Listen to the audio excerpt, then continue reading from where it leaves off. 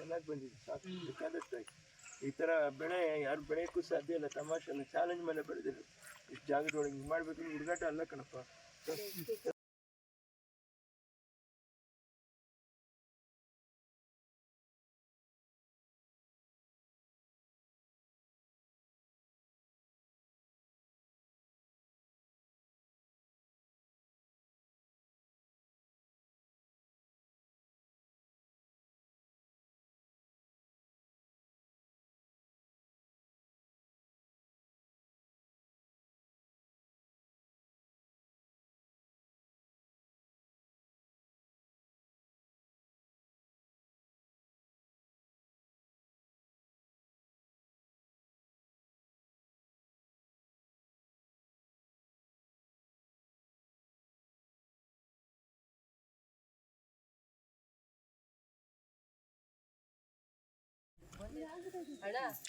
ಮೊನ್ನೆ ಒಟ್ಲು ಬಿಟ್ಟು ನಾಟಿ ಮಾಡಿದ್ವಿ, ಇವತ್ತು ಕೊಯ್ತಾ ಇದ್ದೀವಿ. ಹೇಳಕ್ಕೆ ಹೋದರೆ ನಿಜವಾಗ್ಲೂ ನಮ್ಮ ತಾಯಿಯವ್ರ ಆಶೀರ್ವಾದ ಭೂಮಿ ಮೇಲೆ ಬೆಳೆದು ನಿಂತಿದೆ. ಡಾಕ್ಟರ್ ಎಂ ಲೀಲಾವತಿಯವರು ಒಂದೊಂದು ತೆನೆನಲ್ಲೂ ನಾನು ಇದ್ದೀನಿ ಅಂತ ಹೇಳ್ತಾರೆ ನಮ್ಮಮ್ಮ. ಅದೇ ಈ ಭೂಮಿ ತಾಯಿ ಮಹಿಮೆ, ಡಾಕ್ಟರ್ ಎಂ ಲೀಲಾವತಿಯವ್ರ ಮಹಿಮೆ. ಭೂಮಿ ತೂಕದ ವ್ಯಕ್ತಿ ಅಂತಂತ ಹೇಳ್ತಾರಲ್ಲ, ನಾನಲ್ಲ, ಅದು ನಮ್ಮಮ್ಮನೇ ಭೂಮಿ ತೂಕದ ವ್ಯಕ್ತಿ ಈ ಭೂಮಿ ಮೇಲೆ. ಉಳಿದವ್ರು ಅದೇನು ಮಾಡಿದ್ರು ಭಗವಂತನಿಗೆ ಗೊತ್ತು. ನೋಡ್ರಿ, ಕಷ್ಟಪಟ್ಟು ಮಾಡೋದೇ ಕೆಲಸ. ಬೇರೆ ಗುಡಿಸ್ ತಗೊಳ್ರಿ ಅಂತ ಹೇಳ್ತೇವೆ, ಒಣಗಿಸೋದು ನಾವು ಹೇಳ್ತೀವಿ. ಅದನ್ನು ನೋಡ್ರಿ ಯಾವ ರೀತಿ ಒಣಗಿಸ್ತೀವಿ ಅಂತ ನೋಡ್ರಿ, ಗೊತ್ತಾಗತ್ತೆ.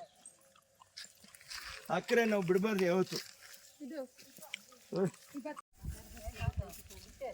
ಮಳೆ ಬಂದಿರುತ್ತೆ, ಭತ್ತ ಪೈರು ಮಲಗಿಬಿಟ್ಟಿರುತ್ತೆ, ಅಂತ ಸಮಯದಲ್ಲಿ ಹಿಂಗೆ ಬಿದ್ದೋಗಿರುತ್ತೆ. ಈ ಬಿದ್ದೋಗಿರೋದನ್ನು ಕೂಡ ನಾವು ವೇಸ್ಟ್ ಮಾಡಬಾರ್ದು.